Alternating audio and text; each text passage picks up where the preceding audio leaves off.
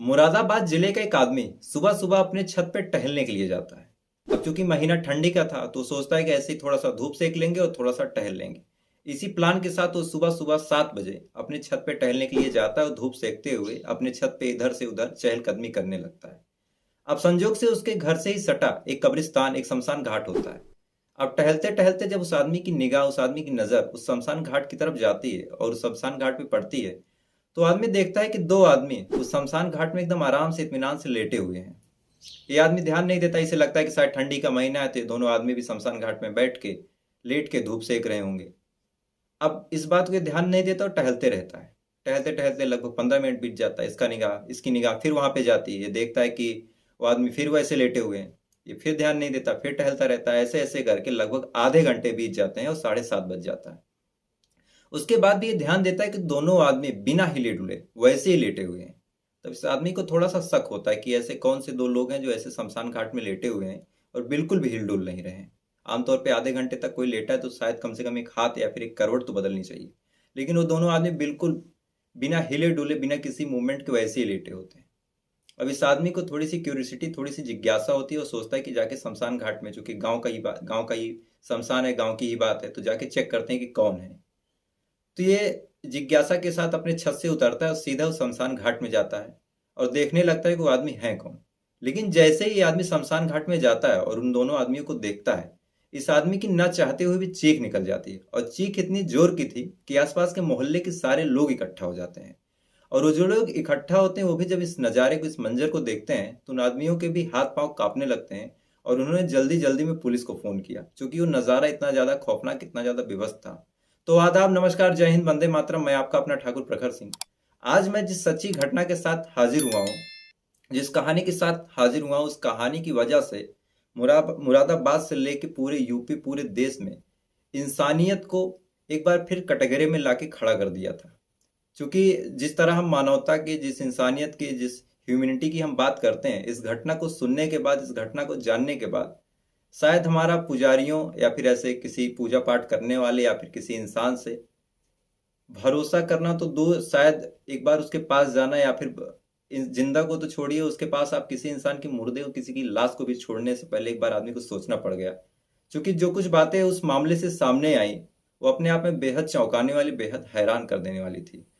तो कहानी शुरू करूं उससे पहले आपसे एक सीधा सीधा अनुरोध, सीधा सीधा निवेदन कि वीडियो अगर आपको अच्छी लगी और आप यहाँ तक आ गए हैं तो वीडियो को एक बार लाइक कर लीजिएगा, चैनल को सब्सक्राइब कर लीजिएगा और अपने दोस्तों के साथ भी शेयर कीजिएगा। क्योंकि जब आप लाइक करते हैं तो उससे एक बहुत ज़्यादा मोटिवेशन मिलता है, बहुत ज़्यादा एक होप मिलती है कि हाँ, मैं सही दिशा में मेहनत कर रहा हूँ, लोगों को मेरी वीडियोस पसंद आ रही है। तो प्लीज़, इसलिए कहानी शुरू करूँ इससे पहले आपसे अनुरोध है, आज तक मैंने कहा भी नहीं लेकिन आज कह रहा हूँ कि वीडियो को लाइक करके चैनल को सब्सक्राइब जरूर कर लीजिएगा। तो अब सीधा चलते हैं आज की इस कहानी के ऊपर। तो इस कहानी की शुरुआत होती है 28 अक्टूबर 2019। ये दिन था दीपावली के ठीक एक दिन बाद का, और ये जगह थी उत्तर प्रदेश के मुरादाबाद में। एक तहसील है ठाकुर द्वारा, वहीं पे एक गांव है काशीराम नगर। अब चूंकि होली की एक दिन की बात थी, लोग सुबह सुबह, कुछ लोग अपने छतों पे जो दीपक वगैरह जलाए थे उनको हटाने के लिए ऊपर जाते हैं। कुछ लोग, ठंडी का महीना था तो सोचते हैं कि चलो छत पे थोड़ा सा टहलते हैं। तो ऐसे एक आदमी छत पे टहलने के लिए ऊपर जाता है और ऊपर टहलते टहलते उसकी निगाह वहीं पास के शमशान घाट में पड़ती है।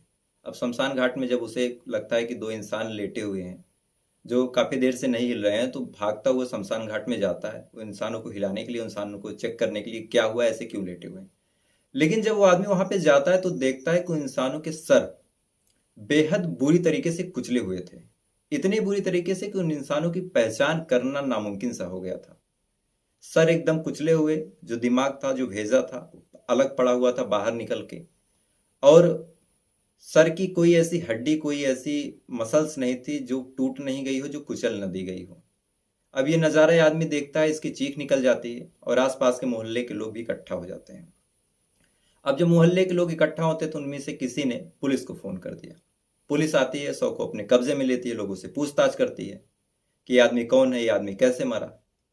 अब शकल तो इतनी बुरी तरीके से कुचली जा चुकी थी कि शकल से तो कोई पहचान ना हो पाई, लेकिन उन इंसान के कपड़ों, इंसान के पहनाव ओढ़ाव से लोग बताते हैं कि ये जो मरा है, ये दोनों लोग जो मरे हैं, ये इसी शमशान घाट के पुजारी, जिनका नाम राजेंद्र गिरी, और उनका चेला, उनका शिष्य जिसका नाम नीतीश कुमार, ये दोनों लाशें इन्हीं दोनों की है और ये दोनों इसी शमशान घाट में पिछले कई सालों से रहते हैं। और जो बाबा राजेंद्र गिरी हैं, ये तो अपने आप में बेहद सिद्ध, बेहद महान पंडित हैं। इन्हें कोई कैसे मार सकता हो इतनी बुरी तरीके से। अब लाश देखने के बाद जो पहला संदेह, जो पहली बात ये जा रही थी कि जिसने भी मारा है बहुत गुस्से में, बेहद बर्बरता से, और ऐसी बर्बरता से आदमी तभी किसी को मार सकता है जब वो उस आदमी से बहुत ज्यादा गुस्सा हो या फिर उससे किसी चीज का बदला लेना हो। तो पूरे गांव में और पुलिस महकमे में एकदम कौतूहल का विषय हो जाता है कि ऐसे सिद्ध पंडित, क्योंकि गांव वालों का मानना था कि ये राजेंद्र गिरी जो हैं, इनसे आप कोई भी मन्नत मांग लो, कोई भी पूजा पाठ करवा लो, इनका किया कभी खराब नहीं जाता था। इनकी जो मन्नत होती थी वो हमेशा पूरी होती थी, इनकी जो दुआ थी वो हमेशा कबूल होती थी। अब ऐसे सिद्ध आदमी को कोई इंसान कैसे मार सकता है?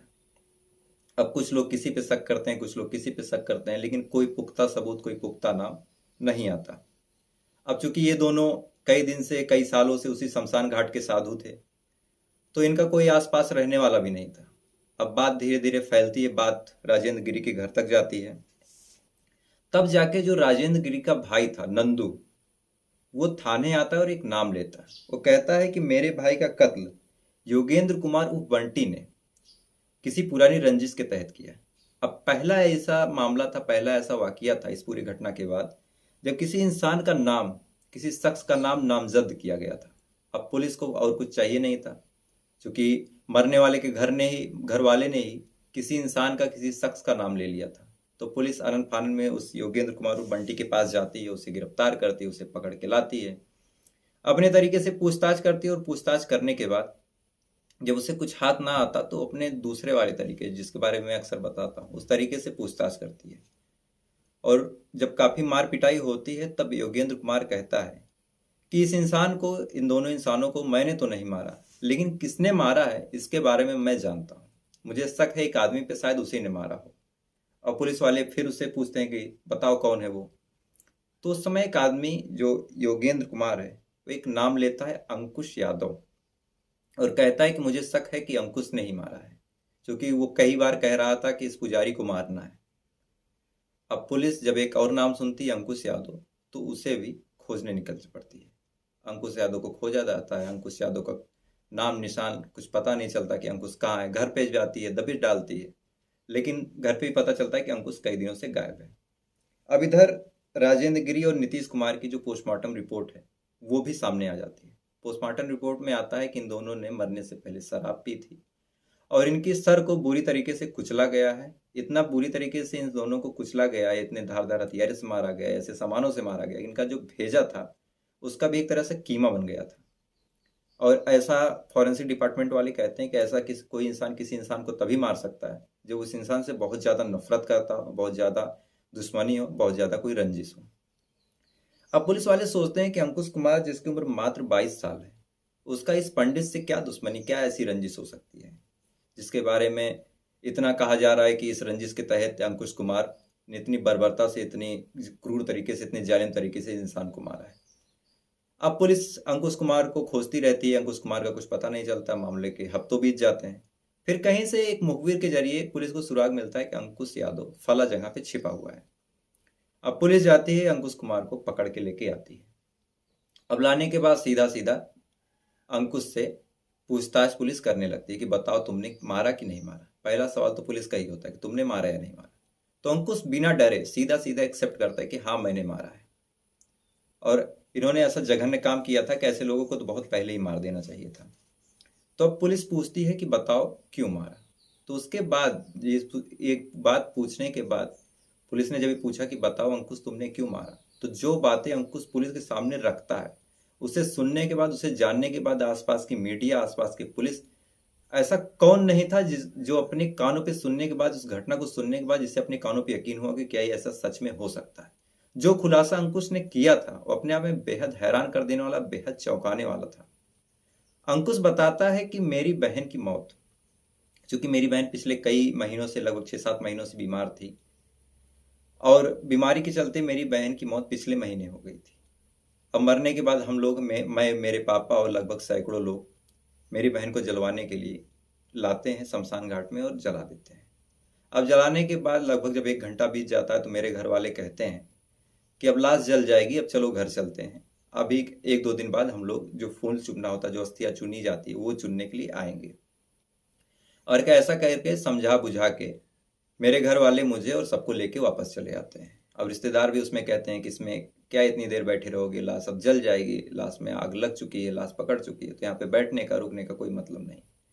तो यही सब समझा के अंकुश के घर वाले, अंकुश के रिश्तेदार, सपरिवार आसपास के लोग समेत वापस आ जाते हैं।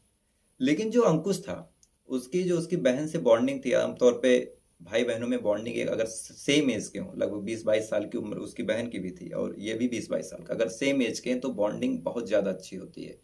इवन दो दोस्तों में उतनी अच्छी बॉन्डिंग नहीं होती जितना भाई बहनों में ऐसी बॉन्डिंग होती है। क्योंकि मेरी भी बहन है, मैं जानता हूँ कि दोस्त से बढ़ के सारी बातें आप अपनी बहन से शेयर करते हैं, सारी चीज़ें कि ऐसे हुआ ऐसा हुआ। तो ऐसी दोनों की बॉन्डिंग थी बहुत ज़्यादा स्ट्रांग। अब बहन की मौत हो चुकी थी, अंकुश का रो रो के बुरा हाल। जब घर वाले अंकुश को लेकर वापस चले आते हैं तो वापस आने के बाद अंकुश से नहीं रहा जाता है, सीधा फिर भाग के शमशान घाट जाता है। और जब शमशान घाट पहुंचता है तो देखता है कि इसकी बहन की जो चिता है उसे किसी ने बुझा दी है। और जो उसकी बहन की बॉडी है, डेड बॉडी, उसे चिता से बाहर खींचा गया है और खींच के किसी धारदार हथियार से टुकड़ों टुकड़ों में काटा गया है। और जगह जगह से उसकी बहन के शरीर से गोश्त गायब है। अब इतना देखने के बाद अंकुश के अपनी आंखों पे, अपनी जो सूझबूझ थी उस पर एकदम यकीन नहीं होता कि ये मैं क्या देख रहा हूँ, कि मेरी बहन की लाश के साथ ऐसी दुर्दशा किसने की। अब अंकुश आस पास देखता है, उसे कोई नहीं दिखाई देता। तो फिर वो भाग के जो शमशान घाट के मौलवी, माफ कीजिएगा, जो पुजारी थे, जो वहाँ के डोम थे, उनके पास जाता है, जिनका नाम राजेंद्र गिरी, जिनकी मौत होती है, उनके पास जाता है और उनसे पूछता है कि बताइए ऐसा किसने किया। तो राजेंद्र गिरी भी सीधा सीधा पहचानने से इनकार कर देते हैं कि हमें नहीं पता, कुछ बता, हमें नहीं पता कैसे क्या हुआ, और मैंने तो देखा भी नहीं तुम्हारी बहन की यहाँ लाश जली, मैं तो अपनी पूजा में, अपनी सिद्धि में बिजी था, लीन था। अब इतना होने के बाद पुलिस वाले फिर पूछते हैं कि आगे क्या हुआ। तो अंकुश फिर बताता है कि चूंकि अब शमशान घाट में और कोई आया गया नहीं था, तो मेरा सीधा सीधा जो शक है वो राजेंद्र गिरी और नीतीश कुमार पे जाता है। और मैं कैसे कैसे करके इस मामले को उनके मुंह से सुनना चाह रहा था। और इस घटना को लगभग महीने बीतने के थे, मुझे कोई सुराग, कोई सबूत नहीं मिल पा रहा था। उसके बाद दीपावली का दिन आता है, मैंने मिठाई ली अपने घर से और शराब की बोतल ली। और मैं मिठाई ले जाके राजेंद्र गिरी को एक बहाने से मिठाई खिलाई और खूब शराब पिलाई। और शराब पीने के बाद जब मैंने उनसे पूछा कि क्या तुमने ऐसा किया था, कैसे हुआ, तो शराब के नशे में इससे पहले तक महीनों पूछने के बाद जो राजेंद्र गिरी और नीतीश कुछ भी बताने से इनकार करते हैं, वही शराब के नशे में बताते हैं कि हाँ, तुम्हारी बहन को हमने ही निकाला था और हमने उसकी चिता से बॉडी को खींच के उसकी बॉडी के मांस के टुकड़ों को काट के खाया है। अब इतना सुनने के बाद अगर कोई भाई होगा, उसके सामने कोई कहेगा कि हाँ मैंने तुम्हारी बहन की लाश को काट के खाया, तो उस भाई पे क्या बीतेगी। ऐसा ही हुआ अंकुश के साथ। अंकुश के गुस्से की कोई सीमा नहीं थी। अब इतना सुनने के बाद वो सीधा सीधा उनसे लड़ने लगता है, राजेंद्र गिरी से, कि तुमने ऐसा क्यों किया और ऐसा किया, और ये बताओ तुमने अब तक ऐसे किसने लोगों के साथ किया। तो राजेंद्र गिरी बताता है कि अब तक मैंने ऐसे 30 से ज्यादा लोगों के साथ, कई तो मुझे याद भी नहीं है, मान के चलो कि जितनी लाशें यहाँ जली हैं और जब से मैं हूँ सारे की अगर मुझे मौका मिला है तो मैंने लाशों को चिता से निकाला और निकाल के खाया है। और इसमें मेरा शिष्य, जो मेरा चेला है नीतीश, वो भी शामिल है। अब इतना सुनने के बाद जो अंकुश है एकदम आग बबूला हो जाता है। और आग बबूला होने के बाद वो जो राजेंद्र है और नीतीश है, उन दोनों से हाथापाई शुरू कर देता है। अब चूंकि ये दो थे, वो अकेला, तो ये दोनों अंकुश पे हावी होते हैं। जब अंकुश मार खाने लगता है तो देखता है कि पास में ही एक एलपीजी सिलेंडर का जो छोटा सा पेट्रोमैक्स होता है वो रखा था।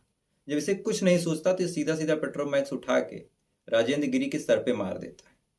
और मारने के बाद जब देखता है कि राजेंद्र गिरी गिर चुके हैं तो दूसरा वार जो है वो उठा के नीतीश कुमार के सर पे करता। अब ये दोनों गिर चुके थे, इधर इसके गुस्से की कोई सीमा नहीं। एक तो इसकी बहन की लाश के साथ ऐसी दुर्दशा की गई थी, उस पर इसको भी मारा पीटा गया। शराब के नशे में जब इन दोनों में झगड़ा हुआ तो इसको भी मारा पीटा गया।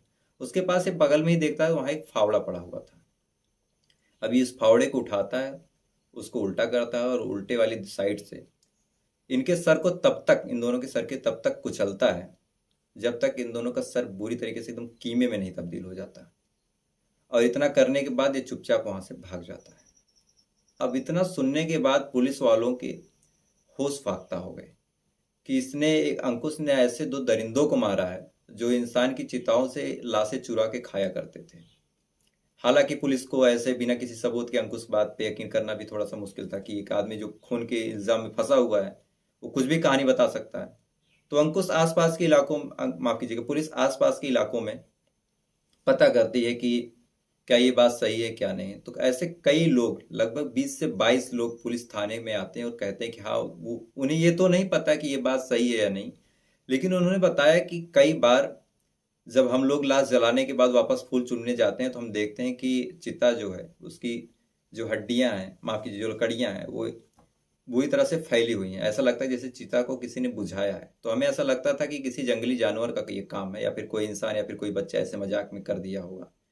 हमें नहीं पता था कि हमारे घर के इंसानों की लाशों के साथ ऐसा होता है।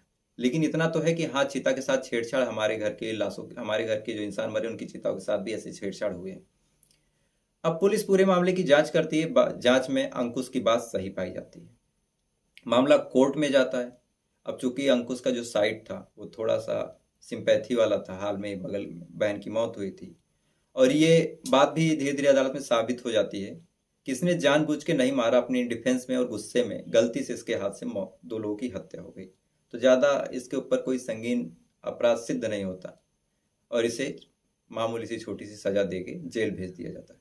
तो फिलहाल अंकुश इस समय जेल में बंद है, लेकिन इस अंकुश की वजह से ऐसे दो दरिंदे, ऐसे जो दुर्दांत अपराधियों की कहानी सामने आई, जिसे सुनने के बाद उत्तर प्रदेश, मुरादाबाद को छोड़िए, दिल्ली, बंबई, कलकत्ता, ऐसा कौन नहीं था जिसने अपने सुनने के बाद दांतों तले उंगलियां न दबा ली। तो ये थी पूरी कहानी। अब कहानी को खत्म करूं उससे पहले आपसे फिर से वही अनुरोध कि अगर आपको वीडियो अच्छा लगा तो वीडियो को लाइक कर लीजिएगा, चैनल को सब्सक्राइब कर लीजिएगा। और थोड़ा सा आज गला भी खराब है, तो कई बार मैंने देखा मैं खुद बोलते बोलते इधर उधर निकल गया, लेकिन अगली बार कल से ये चीज़ें नहीं होंगी। मौसम भी बहुत ख़राब है, गर्मी बहुत ज़्यादा, पसीने से डूब गया हूँ। तो आपसे वही अनुरोध है कि वीडियो अच्छा लगा तो वीडियो को लाइक कर लीजिएगा, चैनल को सब्सक्राइब कर लीजिएगा। और आपका जो प्यार मिल रहा है, मेरे लिए कोई शब्द नहीं है उस प्यार के बारे में। आपने इतना सपोर्ट किया तो उसके लिए बहुत बहुत धन्यवाद। तो ये थी पूरी कहानी। अब आपसे कल फिर मुलाकात होगी किसी नई कहानी के साथ। तब तक अच्छे रहिए, स्वस्थ रहिए। जय हिंद, वंदे मातरम। अपना ख्याल रखिए।